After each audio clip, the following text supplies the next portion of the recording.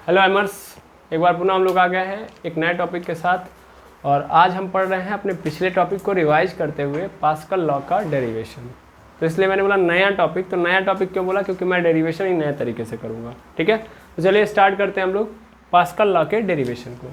तो जैसा कि आप सभी लोग जानते हैं कि किसी भी नियम का डेरिवेशन करते वक्त हमें कुछ एजम्पशन का यूज़ करना होता है। ठीक है, तो पहले हम इसका एजम्पशन देखेंगे, पहली बात। दूसरी बात, सभी लोगों को पता है कि पास्कल लॉ होता क्या है।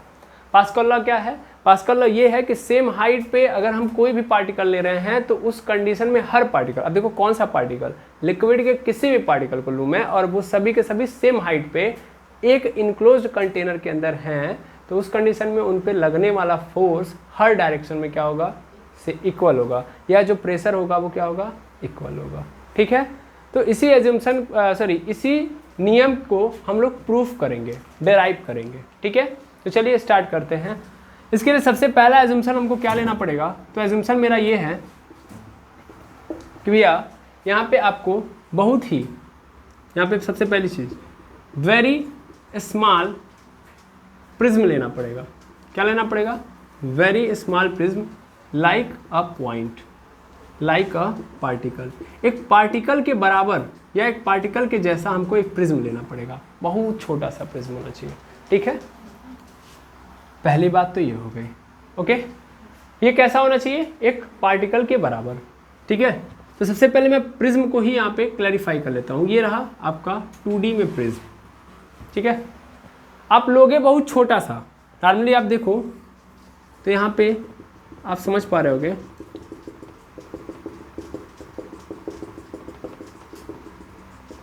देखो यहाँ पे मैं बहुत छोटा सा प्रिज्म लूँगा, बहुत छोटा सा। ठीक है, तो जब मैं बहुत छोटा सा प्रिज्म किसके अंदर, पानी के अंदर डालूंगा, तो इस प्रिज्म के ऊपर तीन डायरेक्शन से, देखिए एक तो इधर से, एक तो इधर से और एक तो इधर से, इन तीन डायरेक्शन से, अलग अलग डायरेक्शन से क्या लगेंगे? इस प्रिज्म के ऊपर फोर्स लगते हुए दिखाई देगा आपको। हाँ या ना? बिल्कुल। जैसा कि आप देख रहे हैं ये 2D में आपको नजर आ रहा है, लेकिन ये कैसा होगा? 3D में होगा। तो 3D में चूंकि मैं नहीं बना पा रहा हूँ, मैंने 2D में इसलिए आपके सामने रख दिया है। और आपको दिख भी रहा होगा कि यहाँ पे क्या लगेगा? इधर से इस डायरेक्शन से भी प्रेशर मिलेगा, इसको इस डायरेक्शन से भी प्रेशर नजर आएगा और इस डायरेक्शन से भी प्रेशर नजर आएगा। ओके, तीन डायरेक्शन से प्रेशर नजर आएंगे। तो तीनों अलग अलग हैं। मुझे फिलहाल में ये मानना है कि ये तीनों प्रेशर क्या है? अलग अलग है। बाद में यही प्रूफ करना है कि ये जो तीनों प्रेशर इसके ऊपर लग रहे हैं वो तीनों तीनों क्या है? इक्वल है। बस इतना ही करना है। तो मान लेता हूँ कि इधर से जो प्रेशर लग रहा है वो P1, इधर से लग रहा है P2 और इधर से लग रहा है P3। ठीक है, बिल्कुल।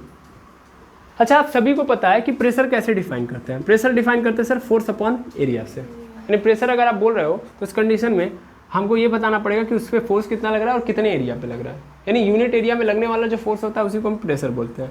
तो अगर मैं यहाँ पे P1 ले रहा हूँ तो यहाँ पे मेरा क्या होगा? F1 फोर्स होगा और एरिया क्या होगा? A1। ठीक है, चूंकि ये बहुत छोटा है, चूंकि ये क्या है? बहुत छोटा है, तो आप सबको पता है कि ये जो आप लेंथ इतनी बड़ी दिखा रहे हो इतनी बड़ी तो नहीं होगी, है ना? अब अगर मैं बात करूं इसकी P1, P2 और P3 की, तो मैं मानूंगा कि जो इसकी चौड़ाई है, भाई छोटा प्रिज्म है तो इसकी चौड़ाई भी क्या होगी? बहुत छोटी होगी और लेंथ भी क्या होगी इसकी? छोटी।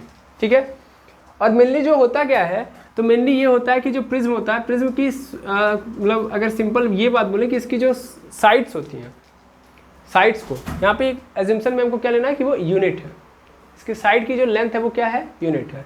चौड़ाई आप भले ही कुछ भी मान लो। फिर से मेरी बात समझो, मैंने बोला प्रिज्म बहुत छोटा सा है तो इसकी चौड़ाई भी बहुत छोटी होगी, इसकी लंबाई भी बहुत क्या होगी? छोटी होगी। लेकिन इसकी लंबाई को मैं क्या मान लूँगा? नहीं समझे सर? अरे भाई देखिए, यहाँ पे अलग अलग तीन तीन सरफेस आपको नजर आएंगे। जैसे एक सरफेस ऐसे होगा, एक सरफेस ऐसे होगा और एक सरफेस ऐसे होगा। तीन सरफेस ऐसे होंगे ना, तभी तो जाके प्रिज्म बनेगा। एक तो ऐसे होगा, एक तो ऐसे होगा, तो वो बात अलग है। फिलहाल में हम ये करेंगे कि एक सरफेस यहाँ पे लेंगे, एक सरफेस यहाँ पे, एक सरफेस यहाँ पे, तीन सरफेस लेंगे। तो सरफेस का मतलब क्या होता है? जिसके पास लंबाई या चौड़ाई हो ना, लंबाई चौड़ाई होगी तभी तो मैंने क्या मान लिया कि जो इसकी लंबाई है वो क्या है? यूनिट है, यानी एक है। लंबाई क्या है? एक। लेकिन चौड़ाई सबकी क्या है? कुछ ना कुछ है, लेकिन वो भी कितनी होगी? बहुत छोटी, क्योंकि आप बहुत छोटा प्रिज्म ले रहे हो। अब आई बात समझ में? बिल्कुल। जैसा कि आप देख पा रहे हो कि यहाँ पे ये जो P2 है ये किस डायरेक्शन में लग रहा है? X डायरेक्शन में। तो इसकी चौड़ाई में मैं क्या मान लूँगा? dx। ठीक है, मान सकता हूँ? बिल्कुल मान सकता हूँ। ऐसे ये जो P1 है, P1 इधर लग रहा है तो ये किस डायरेक्शन में लग रहा है? पहले P3 देख लो, P3 किस डायरेक्शन में लग रहा है? y डायरेक्शन में। तो मैं इस वाले सरफेस को क्या मान लूँगा? इस वाले सरफेस की चौड़ाई जो मान लूँगा वो क्या मान लूँगा? dy। मान सकता हूँ, हाँ या नो। और ये रहा मेरा P1, ये मेरा क्या रहा P1। तो P1 जिस सरफेस पे लग रहा है उसको मैं क्या मान सकता हूँ, dz मान सकता हूँ, यस और नो, बिल्कुल। अच्छा ये बातें तो क्लियर हो गई होंगी आपको, बिल्कुल बिल्कुल। अब एक बात आप समझिएगा, यहाँ पे आप देख पा रहे हो कि P2 लग रहा है, dx लग रहा है, P3 लग रहा है, dy लग रहा है, ठीक है ना। तो अगर आपको पता है कि यहाँ पे सरफेस एरिया में निकालूं, जैसे कि अभी मैंने जस्ट बताया भी, P इज इक्वल टू क्या होता है, F/A होता है। तो अगर मैं P2 निकालूं, P2 मेनली क्या है, x डायरेक्शन में। एक काम करते हैं ना, इसको x डायरेक्शन बनाते हैं, P2 वगैरह हटाते हैं, इसको Px मान लेते हैं, ज़्यादा बेटर रहेगा। ये Py है और ये क्या है आपका Pz है। ये आसान लग रहा है, ऐसा नो, ज़्यादा बेटर है P1 P2 से, तो इसको मैं Px ले लेता हूँ। तो Px लूँगा तो इससे मुझे ये समझ में आएगा कि मुझे Fx मिल जाएगा। Fx मतलब x डायरेक्शन में जो फोर्स लग रही है। भाई प्रेशर तो ऐसे आएगा नहीं, इधर के लिक्विड इधर क्या कर रहे होंगे, फोर्स एक्सर्ट कर रहे होंगे, परपेंडिकुलर फोर्स इस सरफेस पे, आया ना, बस वही कहानी चल रही है। तो x डायरेक्शन में कितना फोर्स लग रहा है और यहाँ पे एरिया कितना है, तो area of x surface, clear है। अब मैं अगर देखूँ यहाँ पे तो Px ऐसे ही रहेगा, अगर मैं इस x को इधर भेज दूँ तो मुझे पता चल जाएगा कितना फोर्स लग रहा है, हाँ या ना, x डायरेक्शन में कितना फोर्स लग रहा है वो मुझे कब पता चलेगा, जब मैं Fx इज इक्वल टू क्या कर दूंगा, Fx is equal to Px into Ax कर दूंगा, यस और नो। ऐसे ही y वाला भी मैं कर सकता हूँ, हाँ या ना, y वाला भी निकाल सकता हूँ, ठीक है। ये तो Px था, Py निकालूँ मैं तो क्या होगा, Fy/Ay होगा। Ay को इधर कर दो तो Fy इज इक्वल टू क्या हो जाएगा, Fy इज इक्वल टू क्या हो जाएगा मेरे पास, Py इंटू Ay, ठीक है। अब मैं जाऊंगा Pz के पास, तो Pz निकालना चाहूँ तो वहाँ भी निकाल सकता हूँ। आप कहेंगे सर क्विक निकाल सकते हैं, हाँ या ना, लेकिन एक मेरी बात समझिएगा, क्या समझिएगा, इधर से इसके ऊपर फोर्स लग रहा है, इधर से इसके ऊपर फोर्स लग रहा है, दोनों साइड से। क्या ये प्रिज्म इनके फोर्स के कारण, क्योंकि देखिए नीचे से Fy फोर्स लग रहा है, इधर से Fx फोर्स लग रहा है, मतलब इधर से कोई ढकेल रहा है और इधर से कोई ढकेल रहा है। क्या ये प्रिज्म कहीं मूव करेगा, क्या ये प्रिज्म कहीं मूव करेगा, नहीं सर, बिकॉज हमारा जो पास्कल का नियम है वो रेस्ट में काम करता है। किस में काम करता है, रेस्ट में। यानी अगर आपका कंटेनर या उसके अंदर का जो लिक्विड है वो क्या है, रेस्ट में है, तब वो काम करेगा, है ना। तो इस कंडीशन में इस प्रिज्म को भी क्या रहना पड़ेगा, रेस्ट में। अगर ये मूव करेगा तो प्रेशर वेरी कर जाएगा ना। खुद सोचो, ये अभी यहाँ पे है, उठ के यहाँ चला जाएगा, हाइट चेंज हो जाएगी ना, तो इसका प्रेशर बार बार क्या हो जाएगा, चेंज। जबकि यहाँ पे हमको क्या मानना है, रेस्ट में है जब कोई चीज़, तो उस कंडीशन में इस पर जो भी फोर्सेस लग रहे हैं वो सब के सब क्या होंगे, जीरो। यानी इक्विलिब्रियम के केस में चल रहा होगा। इक्विलिब्रियम का मतलब ही क्या होता है कि एक बॉडी के ऊपर बहुत सारे फोर्सेस लग भी रहे हो, फिर भी वो ऑब्जेक्ट अपने पोजीशन में चेंज ना लाए।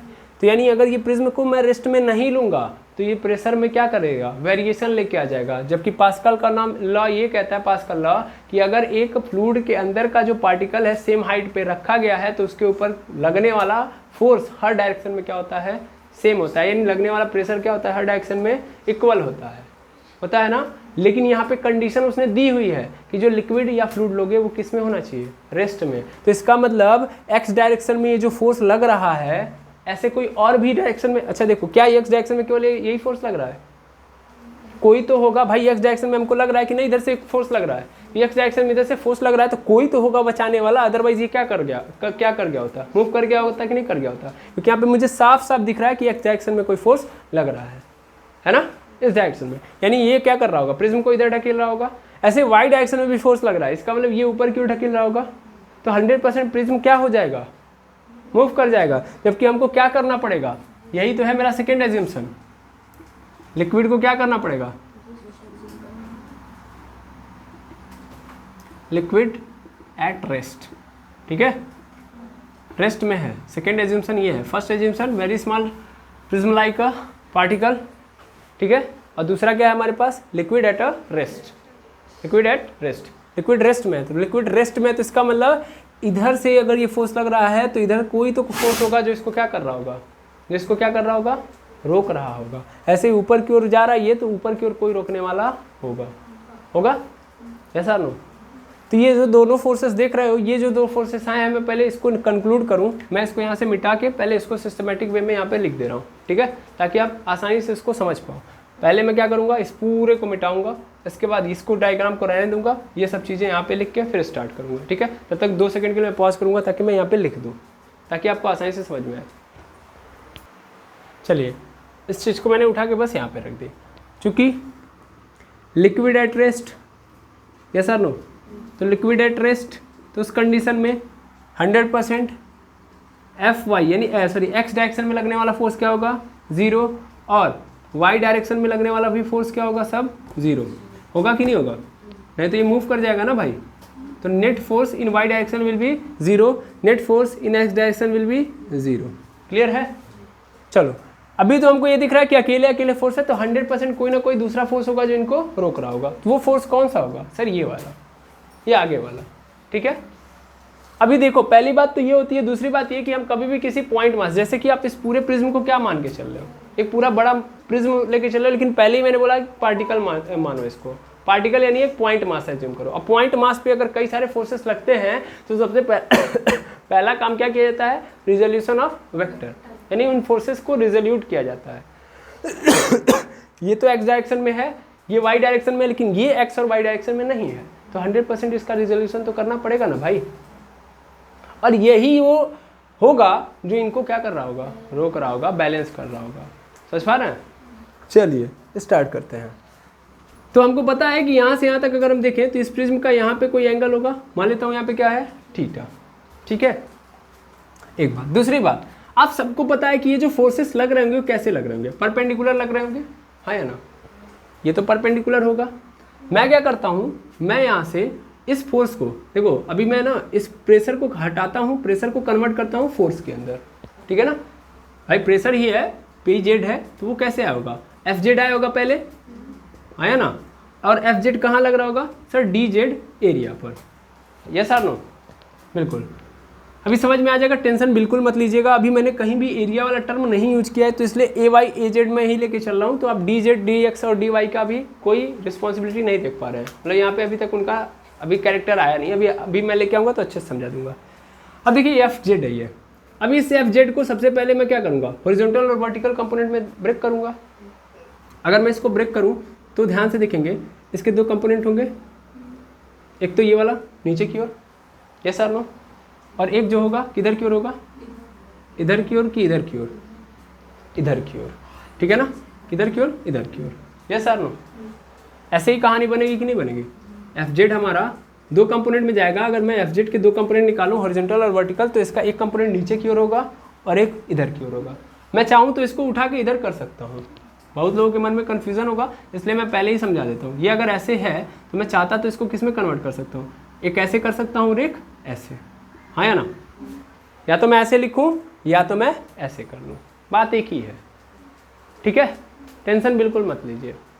ओके, अब मान लीजिए अगर ऐसे ही भी कर देता हूँ तो भी कोई दिक्कत नहीं। यहाँ पे मुझे क्या मिलेगा? यहाँ पे मुझे थीटा एंगल नजर आएगा, यहाँ पे थीटा एंगल नजर आएगा। सर यहाँ पे कैसे थीटा एंगल नजर आएगा? इसको देखिएगा, देखिए ध्यान से समझिए। यहाँ पे थीटा एंगल है, अभी मैं इसको हटाता हूँ, फिलहाल के लिए मैं बात करता हूँ तो आपको ज़्यादा बेटर समझ में आएगा। जैसे समझिएगा, यहाँ पे थीटा एंगल है तो यहाँ पे कितना होगा? यहाँ पे भी थीटा होगा। ये तो समझ में आ रहा है ना भाई? देखो इसको मैं नीचे लेके आऊँगा तो ये दो पैरेलल लाइन बनेंगी, हाँ या ना? ठीक, ये थीटा तो ये भी थीटा, यहाँ थीटा तो यहाँ थीटा हो गया। हमें पता है ये थीटा, तो ध्यान देना ये वाला 90 माइनस थीटा होगा। क्यों? क्योंकि ये जो फोर्स है इस सरफेस के परपेंडिकुलर था, तो ये थीटा, तो ये इतना कितना हो गया? 90 माइनस थीटा, तो ये 100% ये क्या होगा? थीटा। समझ में आया? यस और नो? देख लो, हो गया। यहाँ पे थीटा कैसे आया? क्लियर हो ना? क्योंकि यहाँ पे थीटा आया तो यहाँ पे 90 माइनस थीटा, पूरा मिला के 90 था, इतना थीटा तो 90 माइनस थीटा, ये 90 माइनस थीटा। तो हमको पता है कि ये इस सरफेस के अलॉन्ग भी चलेगा तो क्या होगा? सरफेस के अलॉन्ग भी पूरा का पूरा क्या बनाएगा? 90 माइनस थीटा ही तो बनाएगा, सॉरी 90 ही तो बनाएगा, है ना? ये 90 माइनस थीटा, ये थीटा है, तो फिर मैं 180 वाली क्वालिटी लगा सकता हूँ, यहाँ से भी मैं कर सकता हूँ। यस और नो? अगर नहीं फील आ रहा है तो ऐसे समझ लो कि ये दोनों तो 90 पे होंगे, हाँ या ना? तो ये 90 माइनस थीटा, तो ये क्या हो जाएगा? थीटा। अब आई थिंक समझ में आ गया होगा, ठीक है? चलो वेरी गुड। यानी ये क्या नज़र आ गया मुझे? ये नज़र आ गया, यहाँ पे ये थीटा रहने दो, यहाँ पे इसको 90 माइनस थीटा भी रहने दो, उससे भी मुझे खास फर्क नहीं पड़ा था। यहाँ पे क्या आ गया? थीटा। ये है मेरा F2 और ये इसके अलॉन्ग कितना एंगल बना रहा है? थीटा बना रहा है। अच्छा, मैं इसको तोड़ के हटा के भी लिख सकता हूँ क्या? मेरे पास क्या है? ऐसे ही तो चल रहा है। ये ऐसे है और ये ऐसे है। यहाँ पे क्या बन रहा है, थीटा बन रहा है, थीटा। इसको मैं चेंज करके लिख सकता हूँ, चेंज करके लिख सकता हूँ। यहाँ पे थीटा है, मैं इसी को थोड़ा सा पैरेलली शिफ्ट कर दूँ, क्योंकि आपको अगर नहीं फील आ रहा हो तो मैं पैरेलली शिफ्ट कर सकता हूँ। पैरेलल शिफ्ट करूँगा तो ये फोर्स इधर आगे आएगा, है या ना, ये फोर्स इधर आएगा और ये वाला जो होगा ये वाला नीचे आएगा, ये वाला इधर आ जाएगा और ये वाला इधर आएगा। अब मैं पूछूं आपसे कि अभी थीटा एंगल किसके बीच में लगेगा, देखना ध्यान से देखना, इसको यहीं पे बना लो ना, ज़्यादा बेटर रहेगा। देखो ये सब छोटे छोटे पॉइंट्स हैं, मैं चाहूँ तो 2 सेकंड के अंदर भी इस फार्मूले को प्रूफ कर सकता हूँ, पूरा छाप के आपको बोल दो प्रूव हो गया, है ना। लेकिन ये नहीं करना है मुझे चाहिए कि बेसिक पॉइंट आपको समझ में आनी चाहिए। मैंने इसको उठा के इधर कर दिया, यही किया है, थोड़ा फील करना। इसको उठा के इधर कर दिया, है ना, और इसको उठा के इधर कर दिया, ठीक है। अब मेरा क्वेश्चन है आपसे, थीटा एंगल अब कहाँ बनेगा, यहाँ बनेगा, यहाँ बनेगा, कहाँ बनेगा, यहाँ बनेगा, हाँ या ना, यस आर नो, कोई दुविधा, चलिए अच्छी बात है, कोई दुविधा नहीं है, ठीक है। क्यों, क्योंकि क्या होंगे ये वर्टिकली अपोजिट एंगल है, ये क्या है, वर्टिकली अपोजिट एंगल है, ओके। इनको दे दीजिएगा, ओके, ठीक है। तो ये थीटा, तो ये भी क्या होगा, थीटा, उठा के दे दीजिए, ओके। तो ये थीटा, ये भी थीटा, क्लियर है। चलिए अब आगे बढ़ते हैं हम लोग। बहुत थीटा थीटा हो गया, ये मेरा एफ जेड है। अब ये इसके साथ थीटा बनाना है, तो ये क्या बन जाएगा, एफ जेड कॉस थीटा, ये सार नो, एफ जेड कॉस थीटा, और ये क्या बन जाएगा मेरा, एफ जेड साइन थीटा। समझ में आया कि नहीं आया, टूट गया फोर्स वर्टिकल और हॉरिजॉन्टल में, सॉरी बिल्कुल बिल्कुल वर्टिकल और हॉरिजॉन्टल में टूट गया, यस आर नो, बिल्कुल सर। तो एक बन गया एफ जेड कॉस थीटा, एक बन गया एफ जेड साइन थीटा। अब आप ध्यान से देखिए, तो ये वाले की डायरेक्शन, मतलब इस फोर्स की डायरेक्शन किधर की ओर, इधर की ओर है। ये इसको रोक रहा है कि नहीं रोक रहा है, ये एफ एक्स था, ये इधर लग रहा था, और देखो इसकी डायरेक्शन किधर की ओर है, इधर की ओर है कि नहीं है, है ना। ये भी किस डायरेक्शन में लग रहा है, एक्स डायरेक्शन में ही लग रहा है, yes or no, X direction में ये भी लग रहा है। अच्छा ये देखो, ये वाला जो था, ये वाला ऊपर की ओर लग रहा था, और ये वाला नीचे की ओर, यानी वाई डायरेक्शन में ये भी तो लग रहा है, लेकिन ये क्या लग रहा है, अपोजिट। तो अभी ध्यान से मैं देखूं तो इस कंडीशन में, इस प्रिज्म के ऊपर देखो, वाई डायरेक्शन में क्या लग रहा है, वाई डायरेक्शन में लग रहा है हमारे पास एफ जेड साइन थीटा, और यहाँ पे क्या लग रहा है, एफ जेड कॉस थीटा, ठीक है ना। तो एक्स डायरेक्शन में कितने फोर्सेस, दो लग रहे हैं, और वाई डायरेक्शन में कितने, 2। मुझे पता है कि अगर ये रेस्ट में है तो उस कंडीशन में एक्स डायरेक्शन में जितने भी फोर्सेस हैं सब क्या होंगे, 0, दिख भी रहे हैं। चलिए इसका मतलब क्या होगा, इसका मतलब यहाँ पे ध्यान से देखिएगा, यहाँ पे एक्स डायरेक्शन में एक फोर्स कौन सी है, तो खुद यही थी, ये रहा, P X into A X is equal to क्या हो जाएगा, इसको बराबर होना पड़ेगा, एक्स डायरेक्शन में एक और फोर्स मिल गई मुझे, वो क्या है, एफ जेड कॉस थीटा, ये इसके बराबर होगा कि नहीं होगा। तो इन दोनों को मैं जोड़ूंगा तभी किसके, मतलब इसमें से इसको घटाऊंगा तो क्या मुझे मिल जाएगा, 0। ऐसे ही वाई वाले कंडीशन में जाओ, यहाँ से मैं चेंज करके लिख देता हूँ, P X into A X is equal to F Z cos theta, मिल गया, आ रहा है ना। इसको इक्वेशन नंबर क्या मान लो, इसको इक्वेशन नंबर 3 ले लो, ठीक है। ऐसे इस वाले को देख लो, एफ वाई है, तो एफ वाई का अगर मैं करना चाहूँ तो क्या बनूंगा, मतलब एफ वाई मतलब इस वाई डायरेक्शन में कितने फोर्सेस, एक तो ये लग रही है, एक तो ये लग रहा है, और एक तो ये लग रहा है, F Z sine theta, sorry ये है वाई डायरेक्शन, ये है। तो यानी इन दोनों को अगर मैं घटाऊंगा एक दूसरे से तो क्या हो जाएगा, आंसर मुझे क्या मिलेगा, 0। इसका मतलब एफ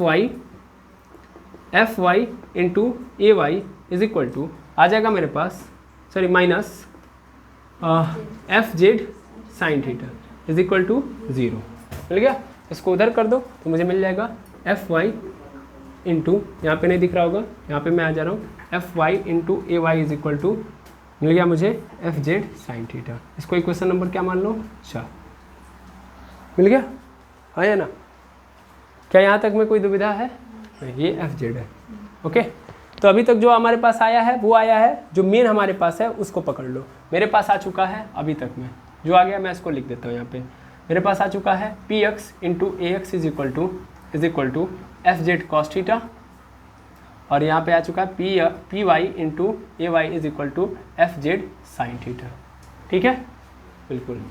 ये हमारे पास अभी तक आ चुका है, क्लियर है। चलिए अब हमको करना क्या, अब हमको कॉस थीटा और साइन थीटा की वैल्यू निकाल के यहाँ पे पुट कर देनी है, आंसर मिल जाएगा मुझे, ठीक है। चलिए यहाँ तक मैं क्या करूँगा, फिर से मैं यहाँ से यहाँ तक रफ करूँगा, अब जो मुझे करना है वो करूँगा, यहाँ तक आप नोट कर लेंगे। ओके, जो मिला है यहाँ पे रख दिया, अब आगे बढ़ते हैं। अब देखिए, अब ध्यान से देखिएगा, अब यहाँ पे रोल आएगा किसका, अब रोल आएगा नज़र, बिल्कुल एरिया का। तो ये मैं ट्राइंगल पकड़ लिया यहाँ पे, इस ट्राइंगल को पकड़ा, या यहाँ पे मैंने क्या माना हुआ है, थीटा, यहाँ पे थीटा है, ठीक है। अब थोड़ा ध्यान से समझिएगा, ये पोर्शन क्या था मेरा dx, ये पोर्शन क्या था मेरा, ये पोर्शन क्या था मेरा dz, और ये पोर्शन क्या था मेरा dy, ठीक है। ये जो अभी तक आया है, एक बात आप लोगों ने ध्यान नहीं दिया, एक चीज़ को आप मिस करेंगे। देखिए हम लोग फटाफट यही सब करते हैं और यहीं पे हमसे मिस होता है सब कॉन्सेप्ट, ठीक है। वो जानते हैं कॉन्सेप्ट क्या मिस किया हम लोगों ने। अगर ये प्रिज्म है, मुझे यही समझाना था, मैंने जानबूझ के मिस किया इस चीज़ को, आप लोगों से मैं चाहता था कि आप बताएं, लेकिन आप नहीं ध्यान दिए। ये प्रिज्म है यार, इसका खुद का भी वेट होगा और इसके ऊपर ग्रेविटेशनल फोर्स ऑलरेडी लग रहा होगा, आया ना। इस प्रिज्म के वेट के कारण इसके ऊपर वाई डायरेक्शन में नीचे की ओर एक और फोर्स लग रहा होगा, छोटा सा लगेगा कि नहीं लगेगा, लगेगा ना। इस प्रिज्म का अपना एक मास होगा, उस मास के कारण इसके ऊपर नीचे की ओर एक फोर्स लग रहा होगा W, और W इज इक्वल टू कितना होगा, W is equal to mg। तो वाई डायरेक्शन में तो दो फोर्स लग रहे हैं ना नीचे की ओर, एक तो ये एक तो ये, एक तो W और एक तो Fz साइन थीटा, और इसको बैलेंस कौन कर रहा होगा, Py, सॉरी Fy मतलब सॉरी Fy का मतलब Py इंटू Ay, आया ना। वो तो हमने ध्यान दिया नहीं अभी, इसका मतलब वो जो बात हमने लिखी है कि डेल्टा Fy जो है वो 0 होगा, और उस कंडीशन में हमने केवल 2 को लिया, वो गलत है कि नहीं है। अभी यहाँ पे आने से पहले मैंने जानबूझ के यहाँ पे रखूँगा इसको, ठीक है। फटाफट पहले उसको देख लीजिए, फिर आगे बढ़ते हैं। Fy मतलब सभी फोर्सेस को पहले फटाफट करते हैं भाई। एक तो फोर्स नीचे की ओर ये लग रही है, एक ये लग रही है, और एक और नीचे की ओर लग रही है W, है ना। अच्छा, W is equal to mg है, m की जगह पर हम लोग क्या लिख सकते हैं, m की जगह पे क्या लिख सकते हैं सर, m के कंडीशन में हम लिख सकते हैं m की जगह पे हम लोग रो इंटू वी इंटू जी, क्योंकि m मतलब मास, मास की जगह पर हम लोग लिख सकते हैं घनत्व गुणे आयतन। और आयतन क्या होता है, आयतन क्या होता है सर, आयतन इज इक्वल टू होता है क्षेत्रफल गुणे चौड़ाई या लंबाई, ठीक है ना। यानी यहाँ पे मैं ये लिख सकता हूँ W is equal to rho into area into G होगा। एरिया की वैल्यू फाइंड आउट कर लो। एरिया कैसे निकालोगे, रो इंटू एरिया इंटू लंबाई इंटू जी होगा। लंबाई मैंने क्या मानी है, यूनिट मानी है, पहले ही बात ध्यान समझेंगे। इस प्रिज्म की लेंथ, लेंथ क्या होगी इसकी, यूनिट, यूनिट मतलब एक, इकाई माना है, ठीक है ना। एक मतलब अगर सेंटीमीटर में ले रहा हूँ सब कुछ तो सेंटीमीटर में 1 सेंटीमीटर, मीटर में ले रहा हूँ तो सब कुछ 1 मीटर, ठीक है ना। तो लंबाई को हमेशा क्या लेके चलना है यहाँ पे 1, तो ये 1 हो जाएगा, ये कहानी खत्म। अब मैं क्या करूँगा यहाँ पे W is equal to rho into A into G करूँगा, यस और नो। अब एरिया कैसे फाइंड आउट करूँगा, तो ये क्या है, एक ट्राइंगल ही तो है, फिलहाल में देखा जाए तो एक ट्राइंगल है ना, इसका एरिया क्या होगा, एरिया एक ट्राइंगल ही तो है, यस और नो। प्रिज्म है ये, लेकिन प्रिज्म का जब मैं एरिया देखूंगा तो ये अपने आप में क्या है, ट्राइंगल ही तो है। अरे हाँ ना बोलिए, एक फेस इसका ट्राइंगल है, ये लगेगा तो ऐसे ही लगेगा, तो उस कंडीशन में क्या होगा, ट्राइंगल का ही एरिया हम निकालेंगे, ठीक है। तो हम इस एरिया निकालते हैं। एरिया इज इक्वल टू क्या होता है, area of triangle 1/2 base into height. 1/2 ऐसे रहेगा, बेस की वैल्यू कितनी है, बेस मतलब dy कितना होगा भाई, इधर देखना फटाफट, dy होगा इंटू h क्या होगा, h हाइट कितनी है dx, आया ना। अच्छा, तो क्या मिल गया हमको, dx इंटू dy/2। तो एरिया की जगह पे हम ये लिखेंगे, लिखेंगे कि नहीं लिखेंगे, हाँ या ना, बिल्कुल। अब इसको ले जाके पुट कर दो, अपने आप मिल जाएगा। तो हमको ये मिलेगा यहाँ पे, इस चीज़ को मैं यहाँ पे सबमर्ज करूँ, यहाँ पे देखना W इज इक्वल टू, इसको भी मिटा रहा हूँ मैं फिलहाल के लिए, देखना W इज इक्वल टू हमको मिला है mg, W is equal to मिला है हमको रो V इंटू जी मिला है।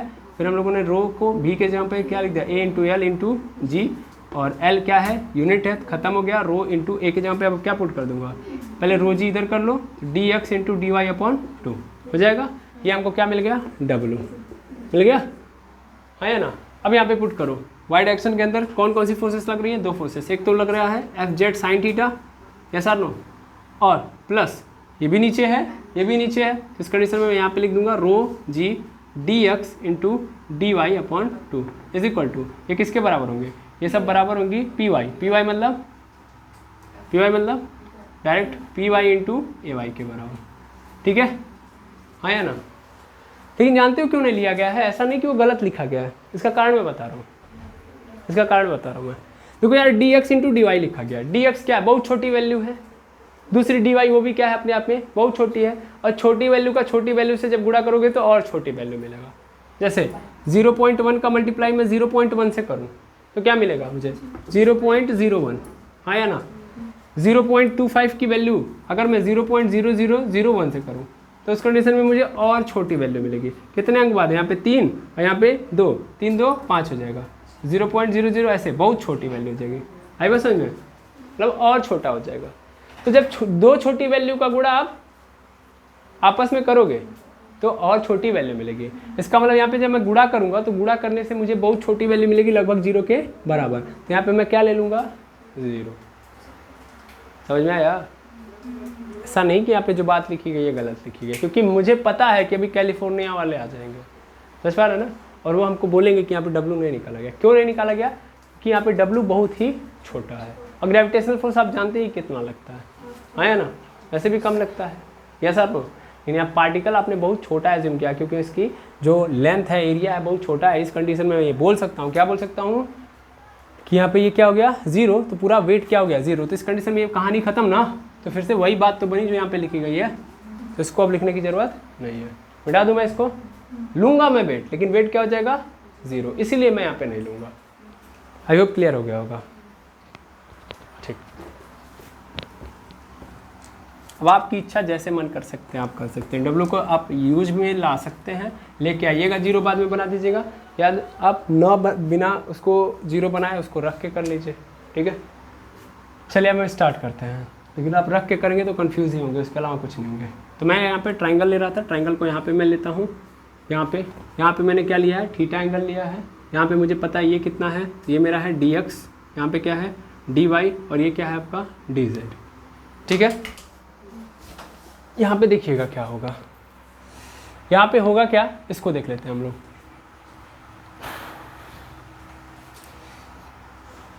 यहाँ पे देखते हैं हम लोग क्या होने वाला है। एक्चुअल में हमको पता है कि मेनली यहाँ पे अगर हम निकालें थीटा, साइन थीटा, क्या निकालें साइन थीटा, तो sine theta is equal to कितना होता है लंब बटा कर्ण, दैट मीन्स इसके अनुसार ये परपेंडिकुलर होगा, ये हाइपोटेनस होगा, ये क्या हो जाएगा बेस होगा ना। साइन थीटा क्या होता है परपेंडिकुलर अपन हाइपोटेनस, परपेंडिकुलर है क्या है यहाँ पे dy है, हाइपोटेनस क्या है यहाँ पे dz है, ठीक है। तो जहाँ साइन थीटा दिख रहा है वहाँ पे मैं ये पुट कर सकता हूँ, यस और नो, ठीक है। इसको यहाँ पे आप पुट कर दो, अभी पुट कर दीजिएगा। कॉस थीटा यहाँ से निकाल लो, cos theta is equal to कितना हो जाएगा बेस अपन हाइपोटेनस, बेस की वैल्यू कितनी है, बेस की वैल्यू dx है, और उसके बाद क्या है हमारे पास dz होगा, क्योंकि हाइपोटेनस क्या है मेरे पास dz है, मिल गया। अब इसको ले जाके क्या कर दो, ये क्वेश्चन नंबर 3 था, equation number 4, put the value in equation 3rd and 4th, ठीक है 4th ले जाके पुट कर दो। चलो पुट करो, देखो क्या आता है। पुट करोगे तो यहाँ पे देखो px into ax is equal to कितना हो जाएगा fz, cos थीटा की वैल्यू कितनी आ जाएगी, cos थीटा की वैल्यू आ जाएगी dx अपॉन dz आ जाएगा, आया ना। अब थोड़ा ध्यान देना, px into ax is equal to क्या आ जाएगा मेरे पास, अगर मैं इसको एक साथ कर लेता हूँ तो ये हो जाएगा मेरे पास fz हो जाएगा, fz upon dz into dx हो जाएगा, आया ना, होगा dx। अब थोड़ा ध्यान देना, ax का मतलब है क्या, ax मतलब x डायरेक्शन में सरफेस की लंबाई गुणे चौड़ाई, हाँ या ना, यस सर नो। ax है क्या भाई, x डायरेक्शन में जो सरफेस है उसकी लंबाई गुणे चौड़ाई है ना। लंबाई क्या माने हो, पहले ही क्या मान लिया हो 1, चौड़ाई क्या है dx है, तो क्या मिलेगा dx, यानी ax इज इक्वल टू क्या मिल गया dx मिल गया कि नहीं मिल गया। जहाँ ax है वहाँ पे क्या लिखूंगा dx लिख सकता हूँ, यानी px into dx upon sorry upon करने की जरूरत नहीं है, F Z upon D Z. अच्छा F Z upon D Z का मतलब क्या होगा, यहाँ पे मैं एफ जेड लिखा हूँ अपॉन डी जेड का मतलब क्या होगा sir, F Z upon A Z लिख सकता हूँ डायरेक्ट, क्योंकि देखो A X is equal to D X हो गया तो A Y is equal to क्या होगा डी वाई, और जहाँ पे ए जेड लिखा होगा वहाँ पे क्या होगा डी जेड ही तो होगा, चौड़ाई तो बचेगी क्योंकि लंबाई क्या है आपकी 1 है ना, आई बात समझ में। तो जहाँ पे हमारे पास क्या है डी जेड है वहाँ पे ए जेड लिख सकता हूँ, यहाँ पे डी एक्स है मेरा उसको ए एक्स लिख सकता हूँ, अगर नहीं इसको ए एक्स लिखता हूँ, इसको चेंज करता हूँ तो एक्स ऐसे रहने देता हूँ, इसको ए एक्स कर देता हूँ तो ए एक्स कैंसिल, और एफ जेड अपन ए जेड क्या हो गया पी जेड हो गया कि नहीं हो गया, यानी क्या आ गया मेरे पास P X is equal to P Z, मिल गया। ये तो इक्वेशन नंबर 3 था, आया ना। ऐसे ही हम चौथे में डालेंगे, ठीक है, चौथे में डाल के देख लो। चौथा मेरे पास क्या है, चौथा मेरे पास ये है P Y into A Y हो गया is equal to F Z sine theta की जगह पे क्या डाल दोगे D Y upon D Z होगा, हाँ या ना।